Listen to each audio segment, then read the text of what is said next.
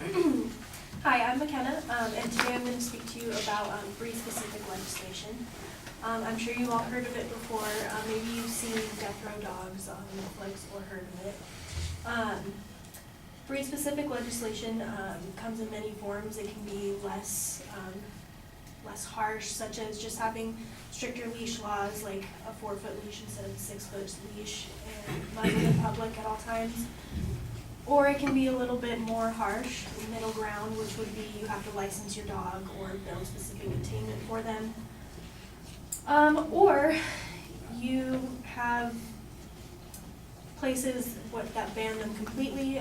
If you have a dog that is specified as a pit bull type, you will have your dog taken, and it is very possible that it will be euthanized despite the fact that it has no bite history.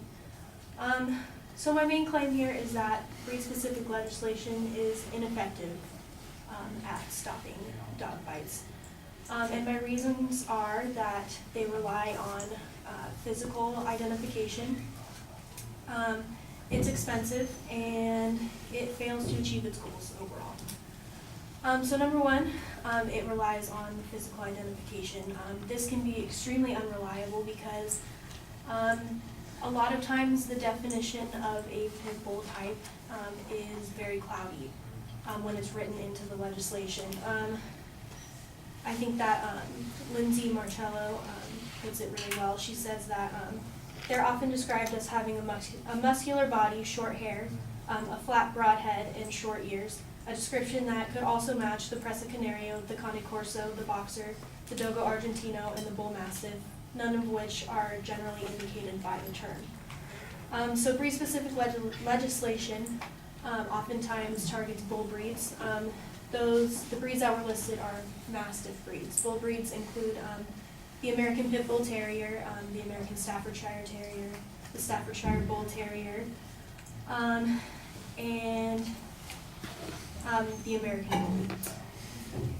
And all of those kind of are in one category, and sometimes it's specified in the legislation, and sometimes it's just pit bull type. If your dog is shaped this way, it is dangerous, and you can't have it.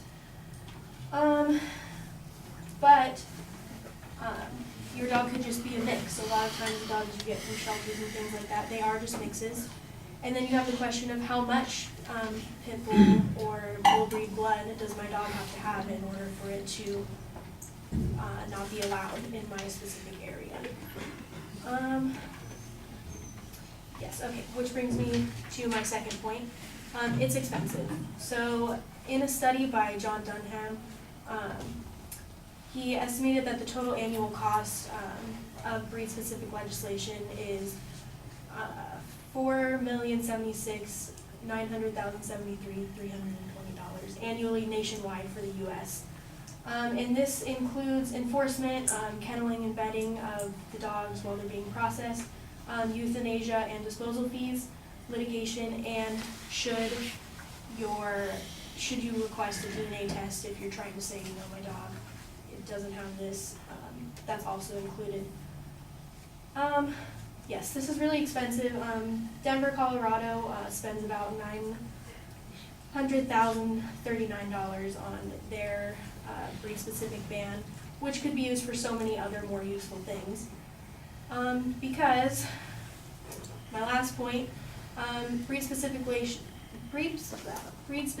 legislation does not achieve the goals that you think it would. And this can be evidenced by the National Canine Research Council, who says that there is no evidence that cities or counties that have enacted breed bans or restrictions have had a greater reduction in the number of reported bites when compared to cities or counties without breed bans or restrictions. So Denver has had an 85% decrease in dog bites since they put their breed-specific legislation into action. But Minneapolis has had 86%, New York has had 90%, and Baltimore has had 91%, and none of those cities have breed-specific legislation. So dog bites have gone down overall without the use of it. So you're spending more money than you should on banning a dog that really isn't dangerous with responsible ownership.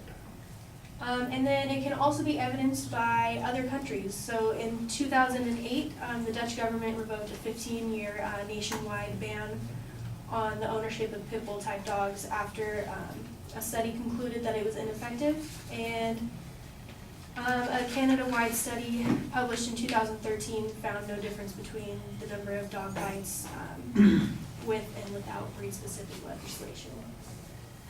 So I think with all the evidence presented, it's clear that breed-specific legislation is ineffective.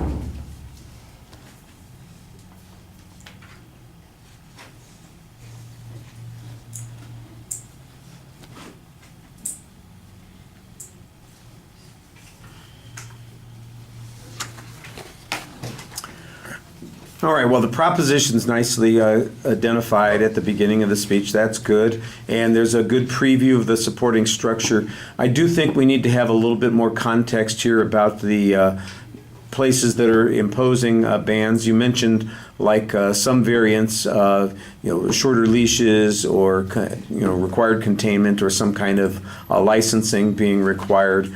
Most of your material sounds like it's really about the bans of the particular animals. So anything that applies to those other laws is, it doesn't sound like any of the evidence that you have in your speech concerns those other laws. So even though they're in the background, the real question is, well, how many communities have these bans? How many dogs are affected by them? And has it made an impact? To me, the clearest part of your argument is the third part, where you, in essence, suggest that there hasn't been a substantial reduction in dog bites or injuries or problems like that where they have these pieces of legislation. The comparison that you made to Denver to the other cities was a little bit confusing because it does sound like Denver has a drop. The other cities, I guess, are cities that don't have breed-specific legislation, and they experience similar kinds of drops. So I think your argument is that the drop that Denver experienced is unlikely to be connected to breed-specific legislation. That needed to be a little bit clearer. The way the numbers are presented was confusing.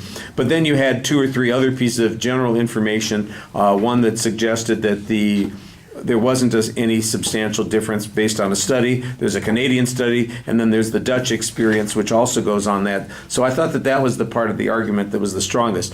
On the expense issue, I'm a little bit confused because it basically sounds like it's a little bit over $4 million nationwide that we spend, and apparently 25% of that is spent by Denver, which is $900,000 plus. So all the other jurisdictions are not spending nearly as much as Denver is. Maybe Denver just needs to be careful about how they're enforcing their laws. I'm not sure. The notion that that it's not worth it in terms of value, I guess, comes down to what kinds of damage have been done or what kinds of prevention has occurred. That's why your third point is so important.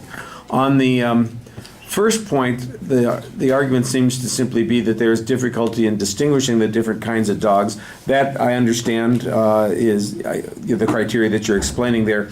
Does that make a difference to the effectiveness of the legislation? If all the breeds fit into a particular category, then they're all banned. If some of them don't really fit in that category, but they could be mistaken, how has that made things ineffective or less effective? That's not quite clear to me.